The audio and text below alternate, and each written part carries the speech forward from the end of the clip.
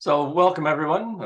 Good morning or afternoon or evening, depending on where you are coming from in the world. We welcome you to this, our final session of the series on mangroves in the Anthropocene.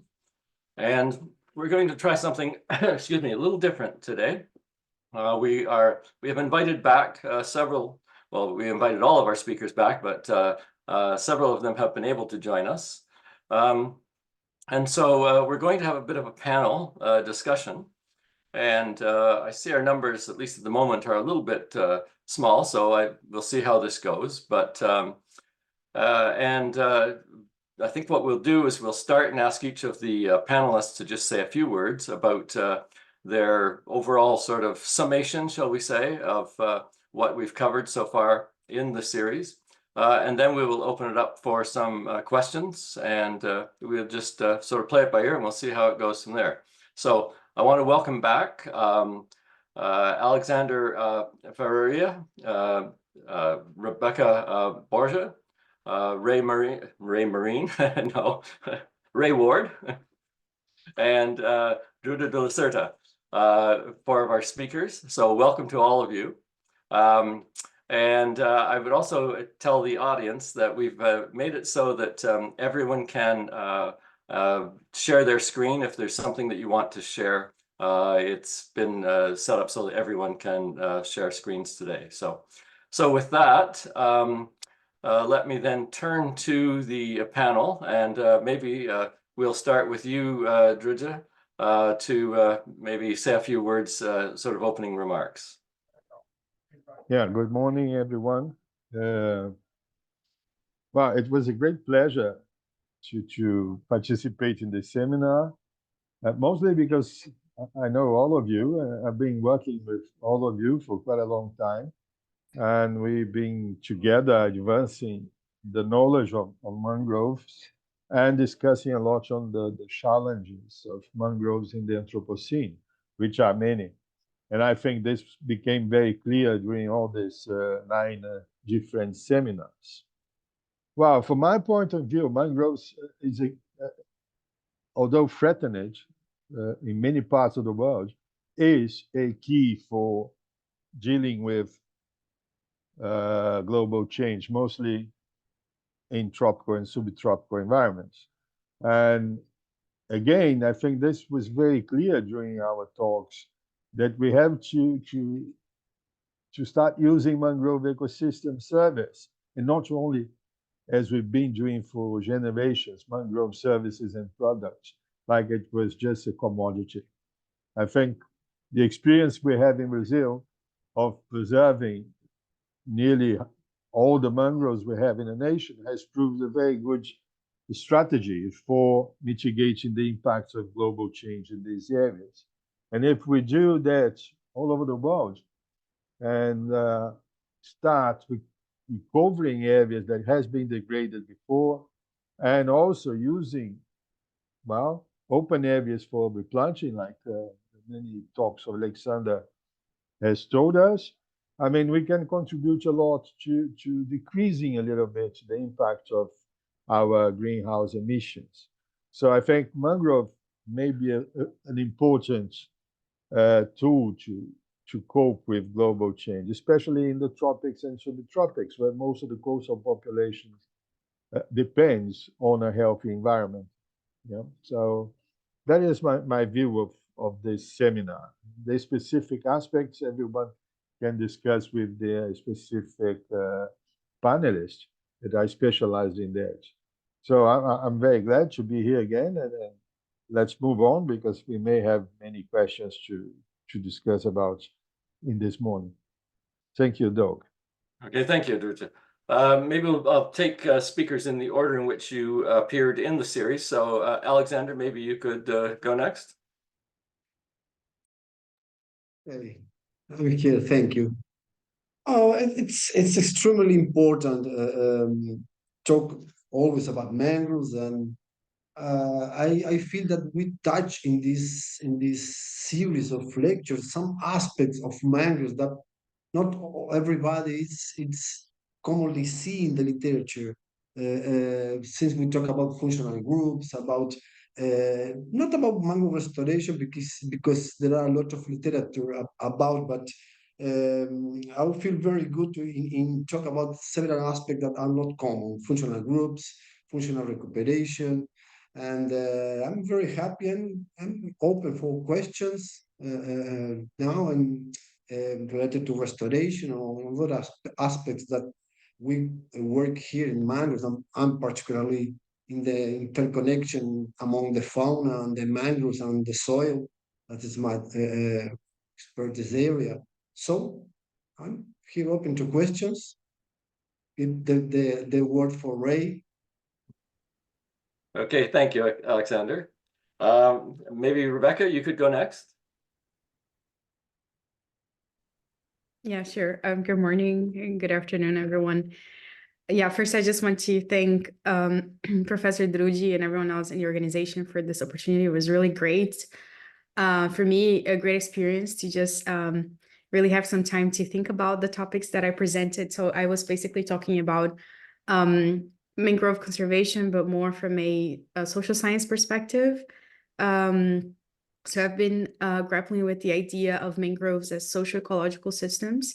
So thinking about the connections between mangroves as an ecosystem, but also mangroves as a system that is integrated with people. So people being part of mangroves, and what does that mean for conservation? So I think it's a challenge nowadays, and I don't have clear answers on this, but how, if mangroves are socio-ecological systems, or if some mangroves at least are socio-ecological systems, what does that mean for conservation? So what does it take to have effective conservation initiatives for mangroves, considering them as ecosystems that necessarily integrate people, or that people are part of the making of mangroves, so to speak. I think that became very clear with the Amazon forest. There's literature on this, how people shaped the Amazon forest, and that's something that I've been thinking about for mangroves also. There are several challenges, so it's not just the recognition or the acknowledgement that people are part of mangroves, but also understanding how complex it is once we try things like co-management, like bringing a lot of different actors together. It's not easy. We have several experiences in Brazil that show the challenges of trying to empower and to foster participation by local communities, and challenges related to leadership, to financing, to political issues that emerge once communities are integrated into management. But I still think that that's the way forward, at least for some of the mangrove areas that we're dealing with in terms of conservation. But again, there are several issues related to that, and I think it's a hot topic for research also. And that's actually how I closed my presentation, with an invitation to think about questions that are still open, to try and bring together experiences from all over the world, which is also very challenging because the socioeconomic realities are so different. So yeah, that's my last remark would be sort of an invitation for us to think about how to do this from a more social science perspective. Thank you so much.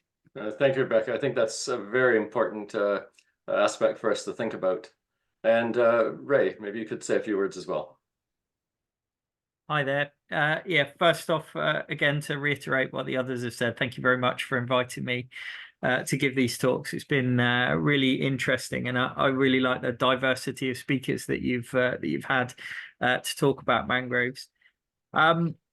Most of what I covered was kind of my principal research area, which is obviously around the kind of blue carbon side of kind of mangroves, which leads on a little bit from what Drude was mentioning, basically, that it's really important to take into account the importance of mangroves, and kind of how as a human species we do utilize them, and we can continue to utilize them, because they've been historically really underrepresented in conservation measures, due to the fact that they were considered to be kind of a dirty, muddy, useless area. So I think it's really important to address that they do offer us a wide range of ecosystems. and including those kind of novel ones, such as kind of blue carbon and how they can be used to mitigate climate change. In addition to that, I do a lot of work on the impacts of climate change on mangroves, so that kind of feedback mechanism, the fact that we've got they're kind of right on the coastal area, so they're impacted by sea level rise, and they've got that kind of narrow band with which they can kind of survive in, as well as in certain areas they've been traditionally impacted by kind of high intensity events such as storm surges, but we've started to find that in some areas that they're not kind of accustomed to that. That's starting to cross over into the South Atlantic and the East and South Pacific, and starting to have an impact on some of those areas in West Africa and South America. I do a lot of work with Drude as well, so obviously pollution's one of those big things, and it's one of those things that can kind of impact on mangroves, but also it's an amazing ecosystem service, that estuarine filtration that they provide to kind of marine and coastal systems by locking away those contaminants, and the feedback mechanisms that there are between climate change and pollution. I also do a lot of work with Alex as well, and I know Alex is really hot on the kind of the restoration side, and it's important to take into account the situation in Brazil as well as the kind of broader situation that you find in areas such as Asia and Africa, where they also have some important restoration programs underway. And finally, I've written some papers with Rebecca as well, and that's something that I think that we've really been lacking, is that kind of the kind of social dynamics and how humans kind of interact with mangroves, and that's something that really needs to be kind of brought out. So any budding scientists that we've got in the group, that's something that really I think is important to be addressed. There's some other stuff that I haven't mentioned, and I know Alex briefly mentioned the work that we're doing on functional groups, but there's Alex and myself and some of the others that are in the team here as well, together with Ian Hendy, who's one of our colleagues that we've been working on. I was in a long conversation with a group from France that are doing some work in New Caledonia, and that's based on some work that myself and Ian have been doing, as well as the team that are here looking at the kind of wider biodiversity of mangroves, because I think mangroves from a kind of supporting perspective, we've kind of been under recording the amount of biodiversity that actually occurs in mangroves. So that's something that I think is a really important new kind of novel topic. And then finally, the last thing that I wanted to mention was there's a lot of kind of novel techniques that are out there, including kind of remote sensing machine learning, that we can utilize to kind of, first off, map what we've actually got, where are the mangroves actually occurring. I mean, I've just been writing an IUCN conservation report on mangroves in Brazil, and we kind of don't necessarily have a really good understanding of where all the mangroves are and what are the current extent. So it's really important to take into account remote sensing, and also to utilize some of the remote sensing and new novel machine learning tools to kind of get an idea of how much carbon is stored in the ecosystem, whether the areas are degraded.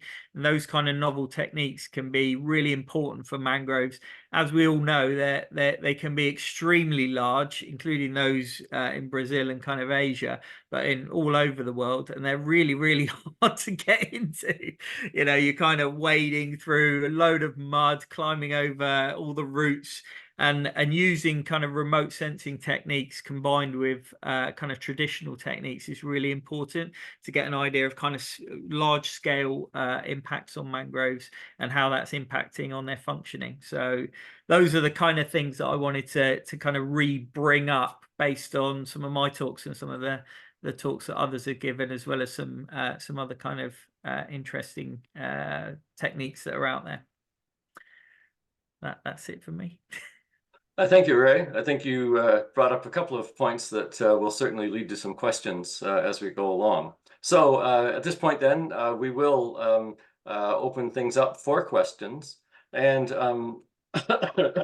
excuse me, just before I sort of open it up generally. We did have 2 or 3 questions last week that we didn't get a chance to cover that were asked by Sudeep, who is one of our regular attendees of the series. So I thought maybe what I would do is start, and I'll just ask them on behalf of Sudeep. And these are, again, questions open to anyone on the panel. Everyone feel free to jump in and answer as you choose. So the first question is, how can we choose the mangrove species before you start a restoration plan or when you're developing a restoration plan? I remember of that question. So first, the mangrove restoration and the species that you need, that you can choose, depends of the geographic area of the region and of the geomorphological setting. The best is always to start with a species that gives you a more rapid recovery. The best always in restoration is to try to recover all the species present in the ecosystem, in this case in the specific mangrove that you are trying to restore. But always remembering that in the West Pacific, for example, South Asia, you have a lot of different species in a single mangrove stand. The biodiversity of trees is larger than the biodiversity, for example, of the neotropics. In the neotropics, I can start with a very used species, Rhizophora, the genus Rhizophora, because Rhizophora brings to me a lot of different ecological attributes previously. But in a neotropical stand, trying choosing Rhizophora for this, I'm recovering initially the stand with Rhizophora. I'm using a great amount of the percentage of tree diversity. For example, Rhizophora is one of the 3 or 4 species that appear in a neotropical stand. So using Rhizophora, for example, I got 1/3 of the tree biodiversity of the stand. But in Southeast Asia and in the West Pacific, you can have 15 mangrove species in a single stand. So in this case, it's better you start the restoration with the species, with the most suitable and rapid growing species, and that bring to you more rapidly ecological attributes. In Asia, it's also used Rhizophora because it's a tree that have this attribute, but you need to try initially with another species. So it's more difficult to restore a mangrove in the Indo-West Pacific by the necessity to put more species. The best species, as I talked previously, is the species that bring you more rapidly several ecological aspects that you need. More detritus, it is more productivity to input in the ecosystem, in the soil, more detritus, rapid growing, share for several invertebrates that need the cover of the trees to live, to dwell. And in general, there are the species of Rhizophora that furnish this for you. But the choice of the species need to be carefully, because you need to think about, if you are restoring a mangrove, for example, to resist any climate change driver, you need to plan after the event, the event driver, the storm or the web surge, the capacity of these trees to recover. Then you need to restore with the species useful for the start of your restoration, but the best species to a better recovery after the climatic event, the rain or the storm. Okay. Thank you, Alexander. Thank you. Thanks. One thing I have to mention that in Southeast Asia, I'm not hearing you, Sudeep. No, I think Sudeep, you've frozen here. He can write the question in the chat. I cannot the chat here. The Not other competitor figures. I don't Sorry, hear Sudeep. you, Sudeep. Yeah, sorry, Sudeep. We can't really hear you. Maybe if you Okay. could just type it in the chat. And Okay, thank you. and while you're doing that, I'll ask one other question which you had asked last week and we never got to, and that's that if you want to plant mangroves in an abandoned aquaculture pond as a restoration project, what basic parameters would you need to check before that plantation? Can you repeat the question, Doug, please? Yeah, so if you have abandoned aquaculture ponds, Yeah. and you want to restore them as mangrove forests, Yeah. what parameters would you need to look at before you start that sort of a restoration? Alex, I can help on that. Basically, what you have there is a completely adverse biogeochemical conditions when you dig a shrimp pond. I mean, even if it's producing for maybe only 1 or 2 years, 1 or 2 cycles, normally they have to use a lot of chemicals to keep acidity low, and this will be kept in the sediment for pretty long time. Normally they have impeded the hydrological natural parameters, so you have to reconstruct this. And mostly, there are probably a lot of other substances in those sediments because it tends to become even finer, much more anoxic, and much richer in organic matter, but organic matter that is completely different from the mangrove organic matter. While mangrove organic matter is very refractory to oxidation, the organic matter from shrimp ponds that are basically shrimp ecdysis species and aquafeeds, they are very easily oxidized, so they consume a lot of oxygen. So the first thing that happens when you try to plant mangrove, if you do not correct this, it's quite possible that the small mangrove plants won't resist the toxicity of the sediment caused by the oxidation of this organic matter, releasing of sulfides, trace elements. So the first thing is try to restore the hydrological circulation. That's the first thing. I mean, we saw that in places where Alex worked. That is the first thing. And then you have to wait a little bit to conditions become more and more close to the conditions you find in the normal mud flats around.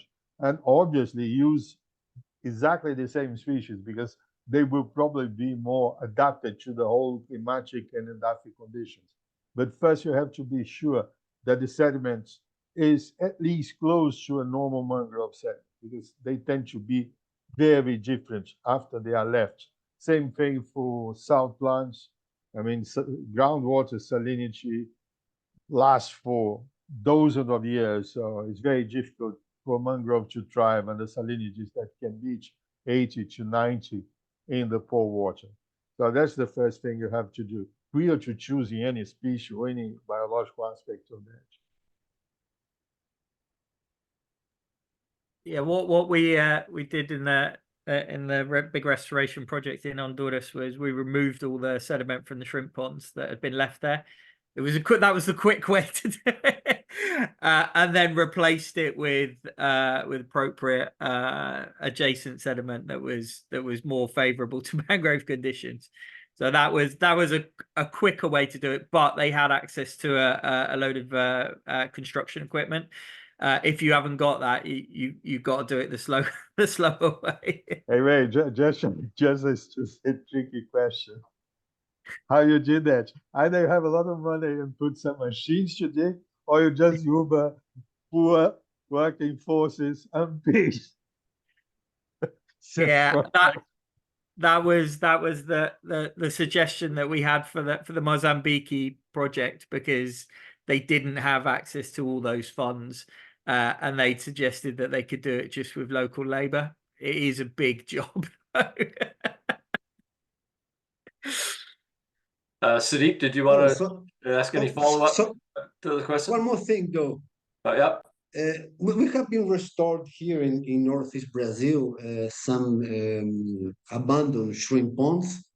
And as Professor Drude talks about, you need first to restore the hydrology.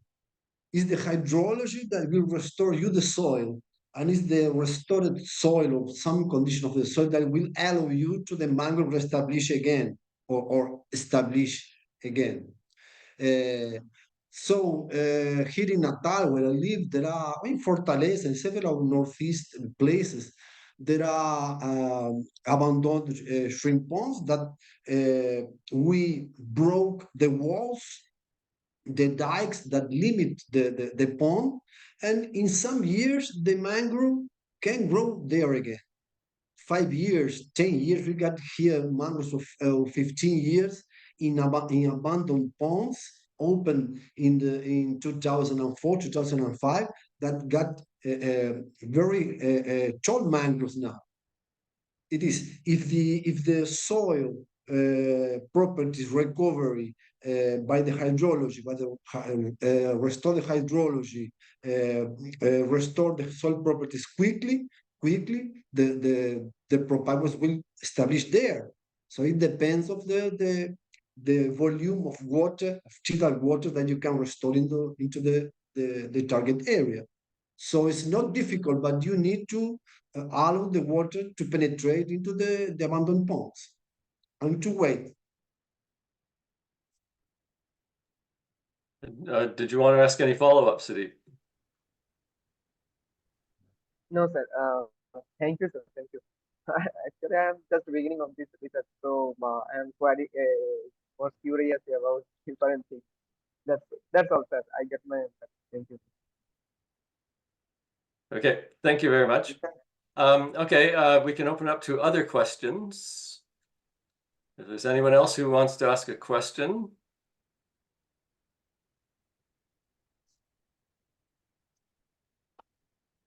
I see that Drude needs to leave soon. That's not a problem. So I have a question from Margaret Graham. She was interested to hear about the potential for remote sensing and machine learning. And can anyone give some examples of where this is already being used for mangrove systems, for example, in relation to carbon content? And does it include above ground biomass, or is it soil carbon content that could be mapped? She's also keen to learn about how machine learning is being used in this context. Do you want me to answer that one? I'm happy to. Sure. Yeah. So I had a PhD student that's been working on mangroves of the Niger Delta. And what we've been doing is we've been looking at the impacts of environmental contaminants on soil carbon storage. We were using remotely sensed data from Landsat and identifying areas that looked like they were degraded. So we could actually calculate the above ground biomass as a proxy from that, and we could also identify areas that were likely to have degraded soil organic carbon. And we used machine learning tools. The machine learning tools we were using was random forest, and it does involve quite a lot of field work because you have to do a lot of training, include a lot of training data in any of the machine learning tools. A little bit less so for random forest than for others, but yeah, we used that, and we identified we could identify soil bulk density, soil organic carbon, and above ground biomass from that. We've also used machine learning tools to have a look at how phenology had been impacted by environmental contaminants using remotely sensed data and machine learning tools, and we kind of spotted that over a number of years. So you can kind of see how the kind of primary productivity is impacted by environmental contaminants. Okay, thank you, Ray. Anyone else want to comment on that about? Hello, sir. Hello, Dr. Ray. I want to add some question about your comment that you a couple of minutes before you mentioned that we can estimate the degradation of mangrove by remote sensing. How can we do that? Degradation of mangrove donation by remote sensing with the help of remote sensing. I'm sorry, Sudeep, we have real trouble hearing your actual audio. So maybe if you could just type it into the chat, that would be better. Yes. I think he was saying that he's been using it to look at biodiversity. But okay, that's fine. may have misheard. Yeah. We'll come back to Sudeep. I'm going to take the opportunity to jump in, and I'm going to share my screen for a minute. If I can find my PowerPoint here.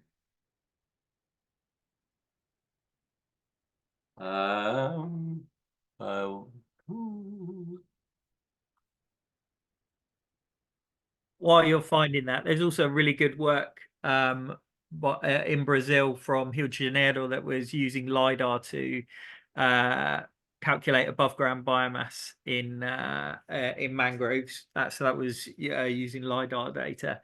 And we've also done some work with radar data combined with the machine learning tools to evaluate soil organic carbon. And we were kind of linking that to kind of flood intensity as well.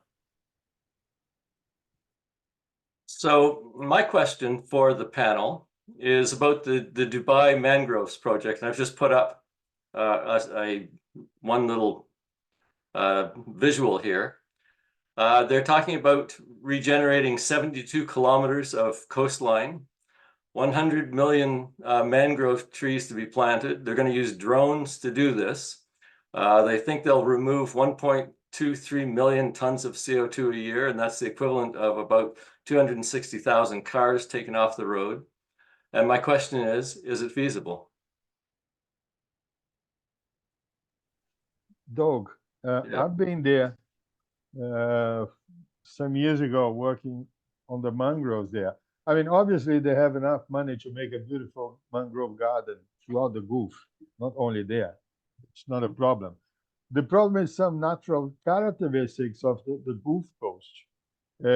Just by the sea, there is a stretch of Sabica, underground Sabica environment that is now covered by sand, that stretch from Saudi Arabia to the border of Oman.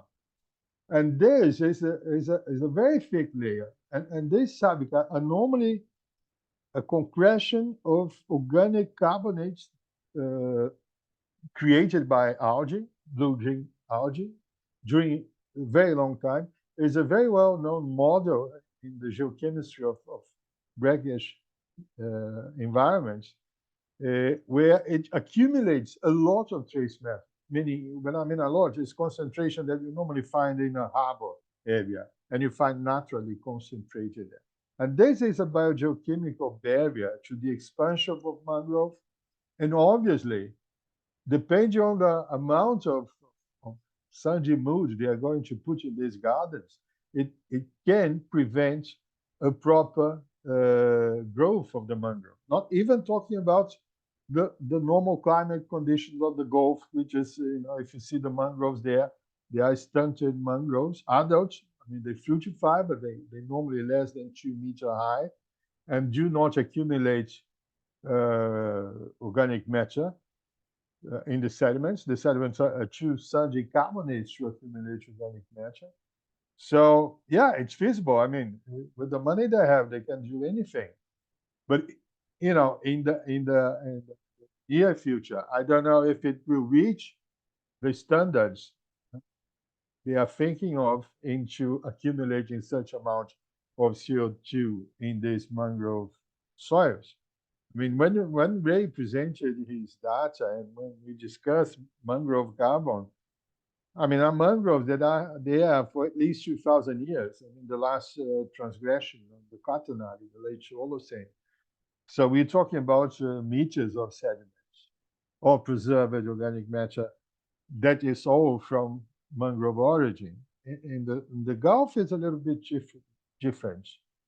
And well, obviously it's interesting. I mean, maybe Nozomi or Mami Kainuma could talk about the whole project ISME have there on replanting mangroves.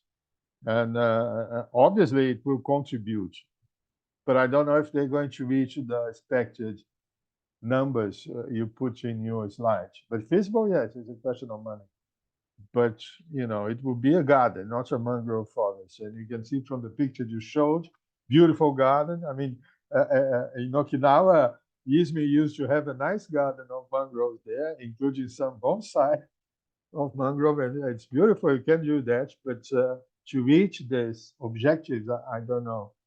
Maybe they have to be a little more, I mean, limited because of the natural conditions in both climatic and edaphic.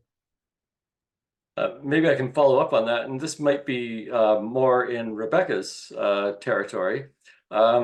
You know, this project, they're viewing it as not only a CO2 removal project, but also ecotourism and you know, almost an amusement park, as you say. Even if you sort of maybe ignore the Dubai project itself, how compatible do you think ecotourism and mangrove forests are? Is it, you know, is it possible to use them more in that sort of ecotourism way, or is that inherently incompatible? Yeah, no, definitely. I think it's definitely compatible. I think there are some studies also, I guess, from Hong Kong about similar ideas. And yeah, I think it's a way, as Ray was saying, mangroves are seen as these like smelly swamps that no one wants to be around. And I think having these projects, ecotourism, and trying to bring people closer to mangrove, like people that are not, you know, part of these socio-ecological systems that maybe think of mangroves as, again, like these smelly areas that no one wants to even pass by. I think it's a great idea, even for awareness raising purposes. It's already a good project. I worry more on the side of the actual carbon sequestration idea. I mean, we're gonna have these mangrove gardens that apparently will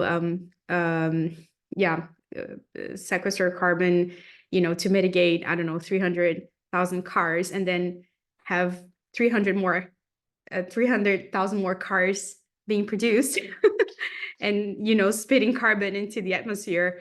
Is that the purpose? Like and then in the end, is it even worth it if your goal in the end is just to be able to get more oil out of the ground? I'm very skeptical. From the garden perspective, yes, it's very nice. From the carbon sequestration perspective, I wonder. I mean, what is the reason behind all this?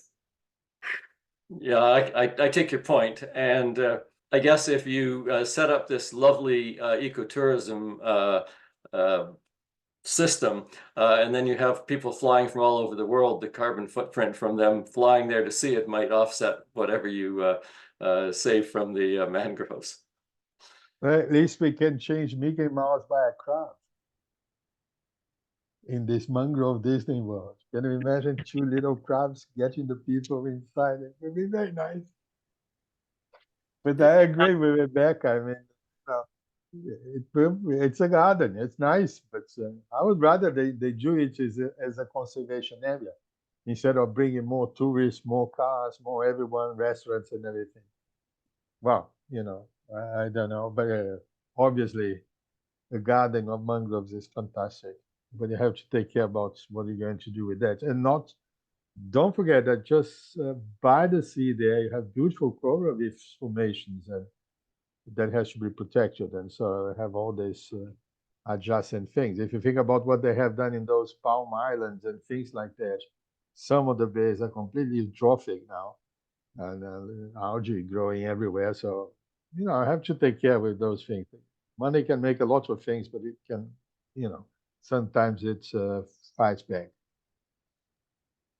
Rebecca's point about the well, they're gonna sequester all this carbon so you can have another 300,000 more cars. It is not a silver bullet, and it's a perennial question with those blue carbon projects. They need to come hand in hand with a restoration regime in an area that was degraded, or in a conservation regime, as Drude mentioned, of an area that is under threat, so that they continue to be carbon stores and don't become carbon sources. That's important, but it's not a silver bullet. It's one way that we can help to lock away some of that carbon. We need to take that hand in hand with decreasing the amount of fossil fuels that we're burning. In response to Sudip's written question, how can we measure decomposition rates of organic matter in mangrove soils? You can use the traditional litter bag methods, or there's been a really good series of work on using tea bags and the tea bag index to look at decomposition rates and stabilization factors for organic material in mangroves. If you use the tea bags, then you can compare it with other ecosystems. If you just want to know how quickly the material that's in the mangrove is actually decomposing, then you should use something that's actually in the local area. So, for example, the leaves of the plants that are in the area. There's a paper that we've just got in review on tea bag index for mangroves in the north of Brazil and mangroves in the northeast of Brazil, comparing the two. And there's been some really good work on looking at that on a kind of global scale as well.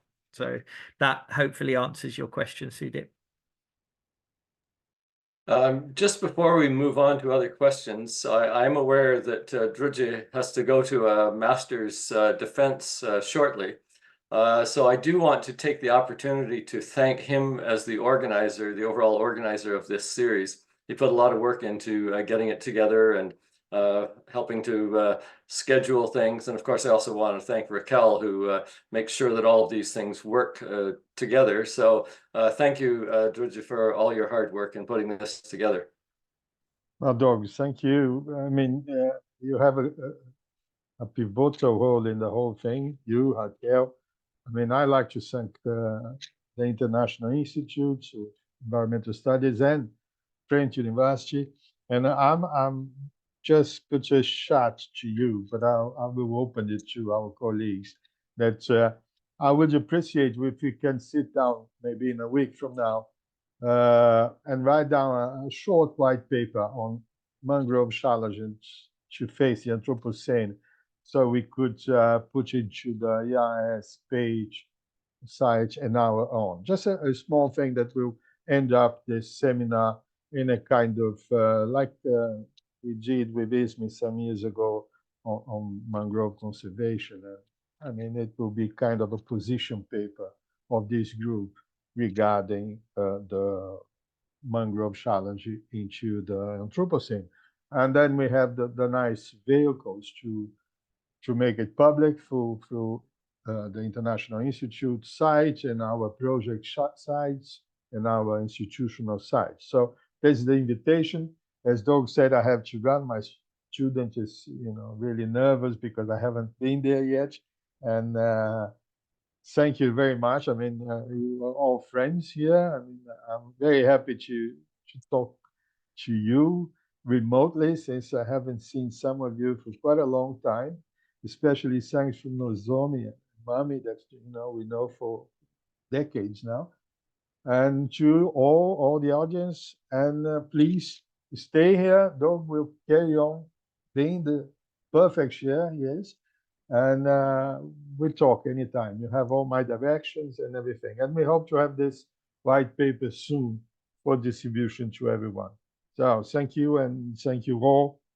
And we see each other probably tomorrow when you have to write a paper. Bye-bye. Thanks again, Drude. Thank you. So we have several, the chat has exploded here, which you can follow. Some are just responses to, for example, to Margaret's question. And Margaret points out that they've been using LiDAR in Scotland in organic rich soils.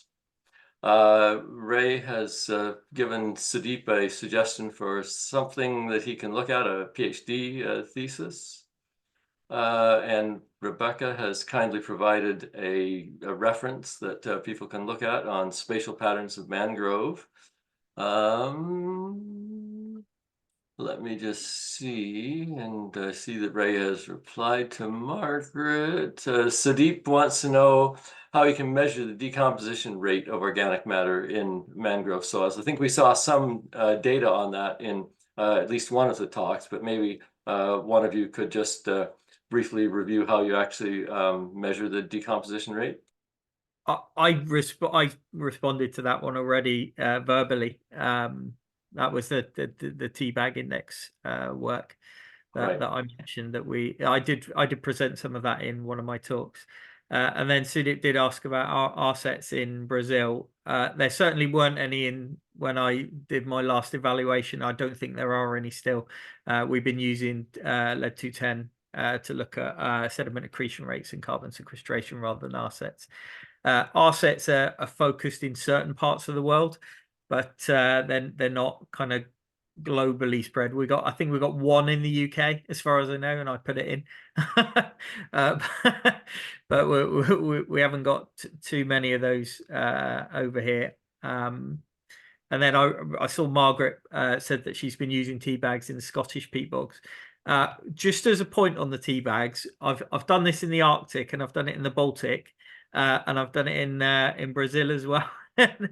Sometimes you have got to adjust the stabilization factors because, for example, in the north of Brazil, which is very hot, very humid and it's a macro tidal area, our 90-day didn't work very well, and I think you need to take that into account in certain areas. It actually worked really well in our colder environments in the Arctic and the Baltic. And for Margaret, just for the blue carbon stuff, if you have a look at the sites that I actually did my PhD in the Baltic, and the Baltic coastal wetlands there are very similar to the salt marshes in Scotland. One of my former buddies who's retired now, he did all of his work up in Scotland, and we talked quite a lot about the similarities between the Baltic coastal wetlands and those of Scotland.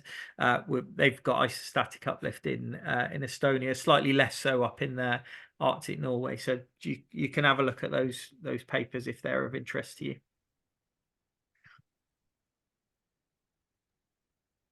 Okay. Sorry. Yeah, go ahead.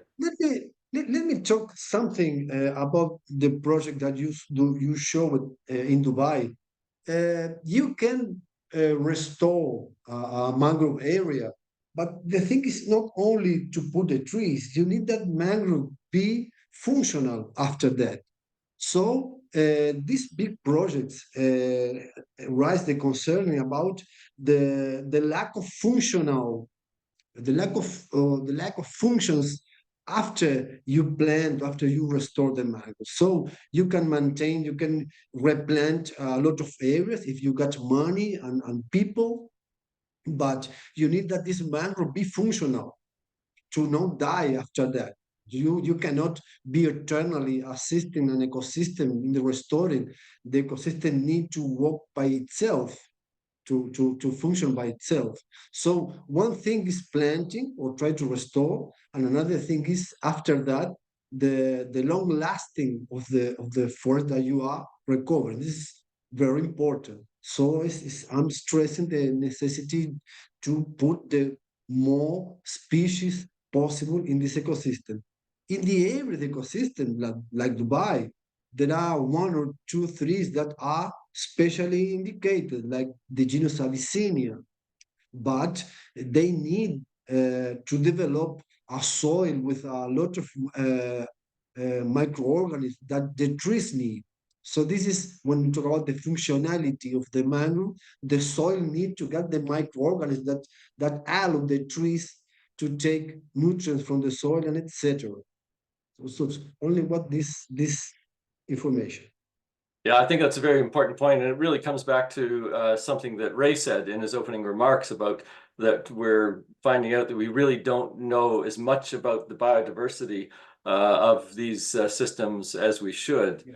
And obviously, if you don't understand the biodiversity, it's going to be difficult to develop that functioning ecosystem, as you say. And really, it comes back to what Drude said. You're building gardens, not mangrove forests. So. Any other questions from our audience? This is the last chance. Otherwise, if there are no other questions, I'm going to hijack the seminar and just spend about 2 minutes and tell you about upcoming events that IES will have that you might be interested in. But as I said, last chance for people to ask questions. Okay, well, and we have one here. Is there any information related to mangrove species specific tolerance rate, like salinity and temperature? I'm sure there are, but maybe someone can just point Sudeep in the right direction. There are some works I can pass for you in the reference list, but you live in Asia. In Asia, there are a lot of different works about the different mangrove species. So you need to work in the literature produced in Asia. Okay, there are some studies about the species tolerance and salinity rate and biomass stock. You can search. I can in the list of reference that I promised for Raquel. I can pass for you some reference. In our reference that are in the list, you can find a lot of reference hearing to show this. Great, thank you, Alexander. So I am going to just go back and share my screen again.